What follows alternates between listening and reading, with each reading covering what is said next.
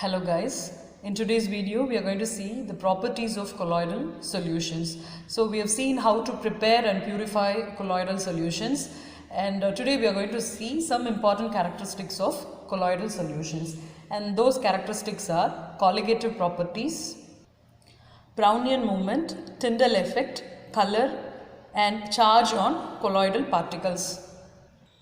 First we'll start with colligative properties.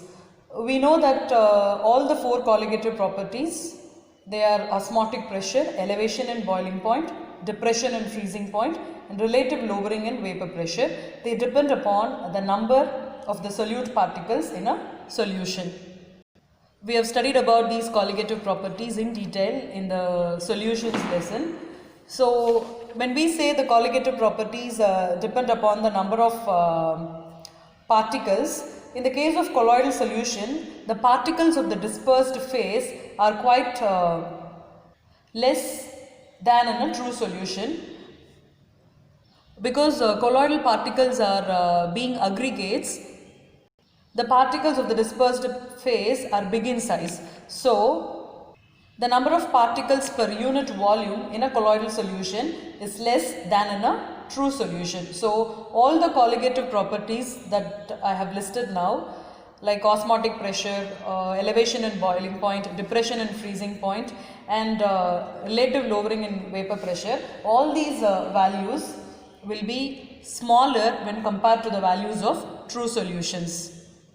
So why the values of the colligative properties for the colloidal solution are small? Because the number of particles is less in number than in true solution. So for the colloidal solution, the values of colligative properties are less. The next important property of colloidal solution is Brownian movement. In the year 1828, an English botanist by the name Brown, he observed the pollen grains in water, and they had a continuous zigzag motion. You would have known what is pollen grains. You would have seen this on the flowers. In Tamil we call it as magarandam. So when that pollen grains were observed and suspended in water, it had a continuous zigzag motion. He named this phenomenon as Brownian movement after his name. Later on, it was found that the particle of the dispersed phase of all colloidal solutions execute a continuous zigzag motion. So that movement of the dispersed particles in colloidal solutions were named as Brownian movement. That movement was named as Brownian movement because it was just like that zigzag motion of the pollen grains, which was named after the scientist Brown. To have an idea about this Brownian movement, you would have seen the smoke particles in the beam of light in a cinema hall. So if you see that smoke particles, they will move continuously, ceaselessly in a zigzag fashion, and that is Brownian movement. And what causes the Brownian movement? What causes the dispersed particles to move in a continuous manner? It is the dispersed phase particles of the colloidal solution. They are constantly being colloided by the molecules of the dispersion medium. So because of that collision, the particles are in constant motion. And what is the significance of this Brownian movement? Actually, this Brownian movement opposes the force of gravity on the colloidal particles. What is Brownian movement? The ceaseless, chaotic, continuous motion of the dispersed particles in the colloidal solution is called as Brownian movement, and this Brownian movement opposes the force of gravity on the colloidal particles. As a result, what happens? These particles always remain in a state of motion and they do not settle down. If they settle down, they will form a precipitate and they can no more be a colloid. So this Brownian movement is mainly responsible for the stability of the colloidal solution, and that is the significance of Brownian movement. And the next property of colloidal solution that we are going to see now is Tyndall effect. When a beam of light is passed through a colloidal solution, you can see scattering of light. You can take the same example just now I told you. a beam of light thrown from a projector in a cinema hall, it can be taken as an example of scattering of light. And also the visibility of dust particles in a semi-darkened room when a beam of sunlight enters into that room through a small hole, and that is all examples of scattering of light. Same way, when a beam of light is passed through a colloidal solution, there is scattering of light. When you try to observe this beam of light passed through a colloidal solution perpendicular to its propagation, you can see the path of light, illuminated path of light through the colloidal solution, and this effect is called as Tyndall effect. See, when a strong beam of light is passed through a colloidal solution, see, from the source, the light is passed through a colloidal solution and the path is viewed at right angle to the propagation of light. So this is the path of propagation of light, and to the right angles you are viewing it. A bright cone of the scattered light is observed. You can see a cone shaped path of the light, and this effect is called as Tyndall effect. So why can we see Tyndall effect only in colloidal solution and not in true solution? We cannot see this Tyndall effect, which means the scattering of light and the path of the light illuminated in true solution, because the particles of solute in a true solution are very small to scatter light, but the colloidal particles are of enough size to scatter the light, and that is the reason we are able to see the path of the light. Two conditions must be satisfied to notice the Tyndall effect in colloidal solution. The first condition is the diameter of the particles of the dispersed phase should not be much smaller as compared to the wavelength of the light used. So you are using a light here to see the Tyndall effect. The wavelength of this light should not be larger than the diameter of the particles of the dispersed phase.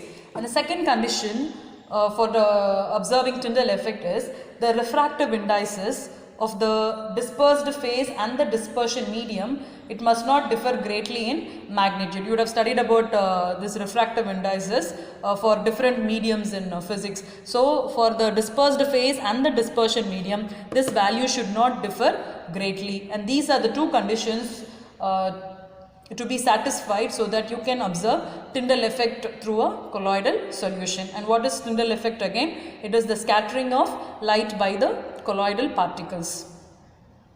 And the next main characteristic of the colloidal solution is its color. The colloidal sols are generally colored, and the color is related to the size as well as the shape of the particles present in the colloidal sol. Actually, the color of the colloidal solution depends upon the wavelength of the light scattered by the particles of the dispersed phase, so it changes with the change in particle size. So as the size of the dispersed phase particles changes, the wavelength of the light scattered by that particular particle also changes, so the color also changes. And it is interesting to note that the color of the colloidal sol depends upon the manner in which the observer receives the light. For example, if you have an aqueous solution of milk, it appears blue in reflected light, but the same aqueous solution of milk appears red in transmitted light. So the way you observe this colloidal solution also determines the color. So colloidal particles are colored, and the color of the colloid is related to the size and shape of the particles present in the colloidal sol, and the color of the sol depends upon the observer receiving the light. And I have told you the example, aqueous solution of milk appears blue in reflected light, and the same solution appears red in transmitted light. So we have seen four important characteristics of colloidal solution: colligative properties, Brownian movement, Tyndall effect, and color. And now we are moving on to the main characteristic of the colloidal solution, which is charge on the colloidal particles. This charge on the colloidal particle is responsible for the stability of the colloidal sol. So this is a very important characteristic of colloids. So let's move on to the charge on colloidal particles. As I told you, the stability of colloidal sole is because of the presence of charge on the dispersed phase particles. Actually, all the dispersed phase particles in a particular colloidal sole carry the same charge, which may be either positive or negative. Since they carry the same charge, these particles will repel one another, and this is the reason why they do not come close together and coagulate to form larger size particles. So because of this repulsion, they stay apart from each other, and this is responsible for the stability of the colloids. So depending on whether the dispersed phase particles carry positive charge or negative charge, you can classify these colloidal soles as negatively charged soles and positively charged soles. And I'll show you a few examples of these two types of soles. Here's a list of some negatively charged colloidal soles and positively charged colloidal soles, and this depends upon the charge carried by the dispersed phase particles.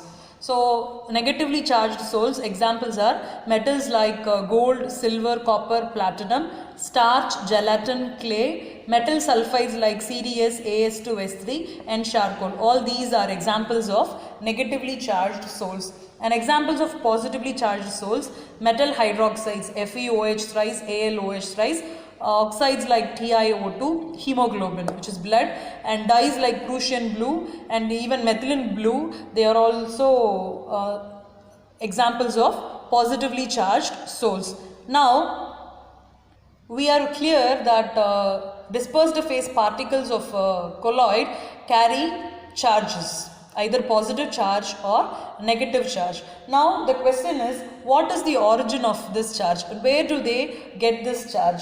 There are various theories put forward to explain this origin of the charge on the colloidal particles.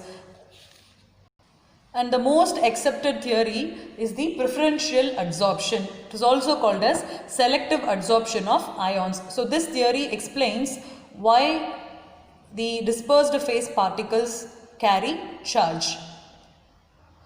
When we prepared a colloidal solution and also during purification, I told you that colloidal solutions contain traces of electrolytes which are very important for their stabilities. And if these electrolytes are completely removed, the soles become unstable. So the presence of a small amount of electrolyte is needed for the colloid to be stable. The charge on the colloidal particles is generally acquired by preferentially adsorbing positive or negative ions from the electrolyte. When we say electrolyte, for example, if I say NaCl, it has both positive and negative ions, Na plus and Cl minus. And the colloidal particles, if they absorb negative ions from the electrolyte, they acquire negative charge. If the colloidal particles adsorb, you know what is adsorption, it happens on the surface. If the colloidal particles absorb positive ions from the electrolyte, they gain positive charge. So how do the colloidal particles gain charge? By preferential adsorption of ions from the electrolyte. Generally, particles constituting the dispersed phase adsorb only those ions preferentially which are common with their own lattice. So we say dispersed phase particles of the colloid adsorb ions, and which ions they will adsorb depends upon the identical nature of that ion and their own crystal lattice. Whose own crystal lattice? The dispersed particles' own crystal lattice, so that they can fit that ion in their arrangement of atoms. So the dispersed phase particles will absorb those ions which are common with their own lattice, and we will see an example for that. See, hydrated ferric oxide, and the formula is Fe2O3.XH2O. This is the colloid. This colloid is prepared by adding ferric chloride to hot water. So if you add FeCl3 to hot water, you get what colloid? Hydrated ferric oxide colloid. So now what happens, see, this is the electrolyte that you are adding, FeCl3, and it dissociates to give Fe3 plus and 3Cl minus. So both these ions are present in the dispersion medium.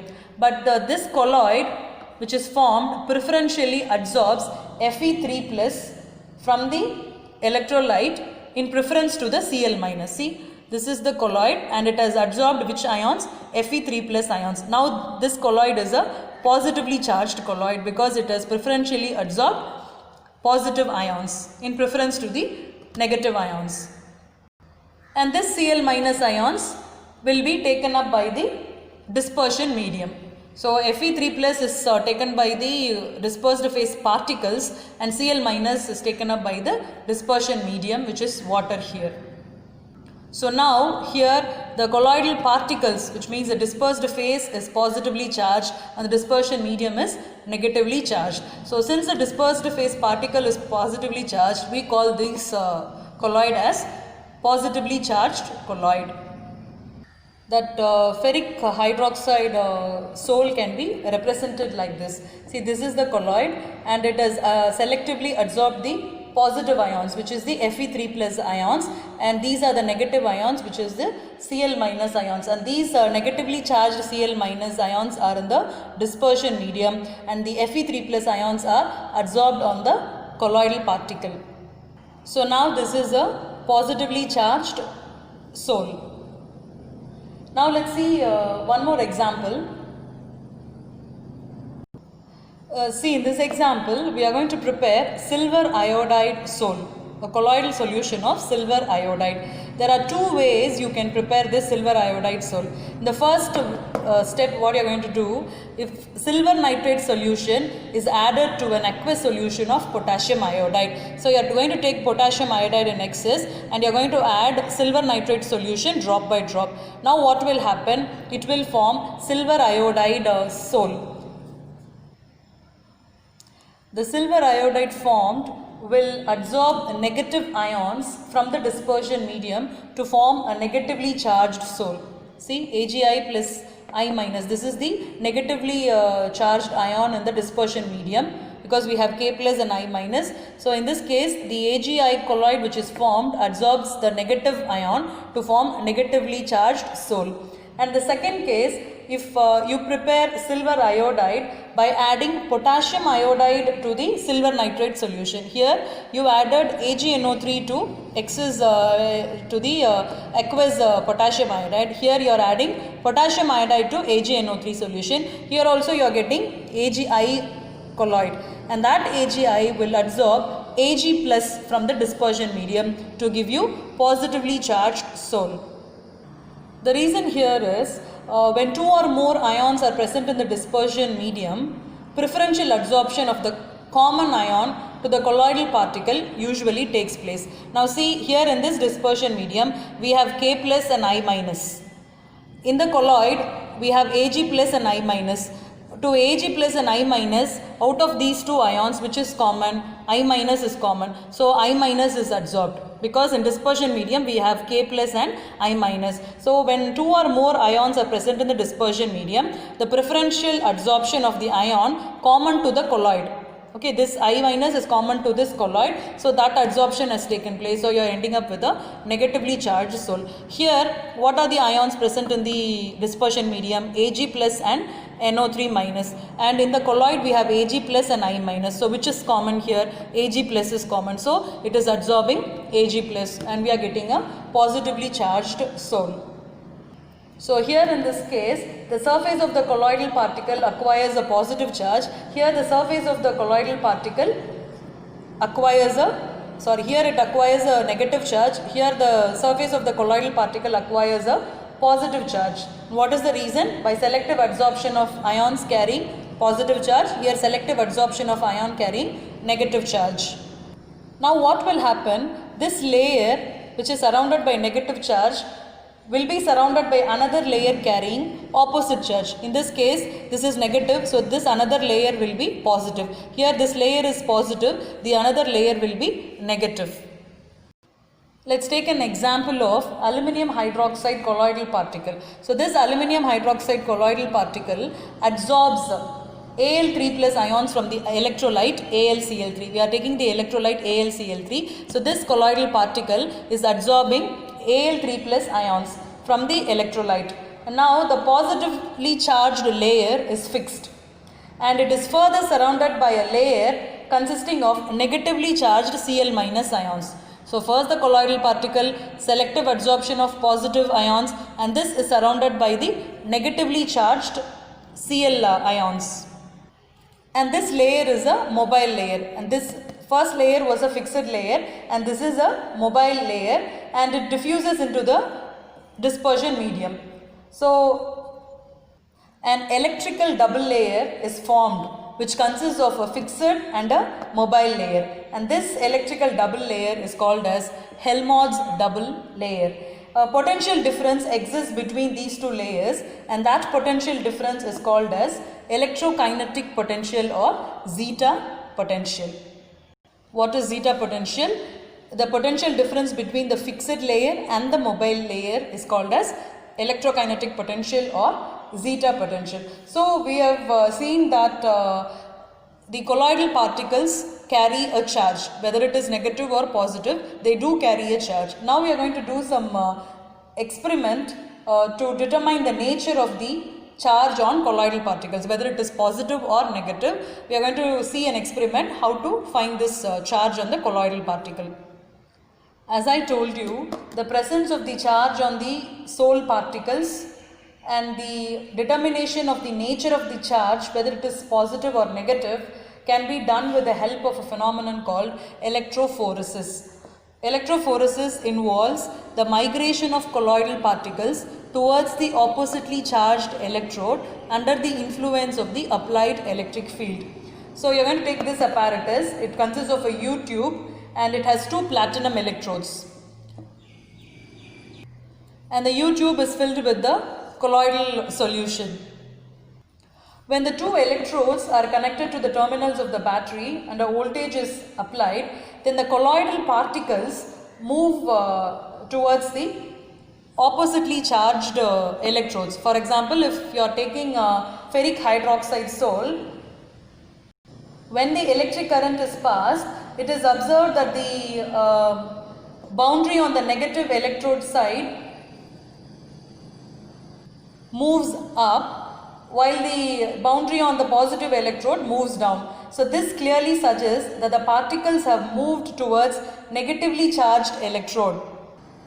As the particles have moved towards a negatively charged electrode, the boundary on this side has moved up. So if the particles have moved towards a negatively charged electrode, which means the particles carry a positive charge. When the colloidal particles carry a negative charge, they move towards positively charged electrode. So under the influence of the electric field, what is moving? The colloidal particles are moving, they are migrating towards the oppositely charged electrode, and this movement of colloidal particles under the influence of electric field is called as electrophoresis. In the same experiment, if you prevent the movement of colloidal particles by placing a suitable semi-permeable membrane here, then under the influence of the electric field, dispersion medium will move. Here in the case of electrophoresis, dispersed phase moved, which means the colloidal particles moved. When you fix with a semi-permeable membrane and when electric field is applied, the dispersion medium moves, because dispersion medium also carries charge. So the movement of the dispersion medium under the influence of the electric field is called as electroosmosis. When the particles move, we call this phoresis, electrophoresis. When the medium moves, we call it as electroosmosis. So remember, what is responsible for the stability of the colloid? The charge carried by the dispersed phase particles. As they carry the same charge, all the dispersed phase particles, they repel each other, and that's the reason the colloid is staying stable. So we have seen the properties of colloidal solutions. Thank you.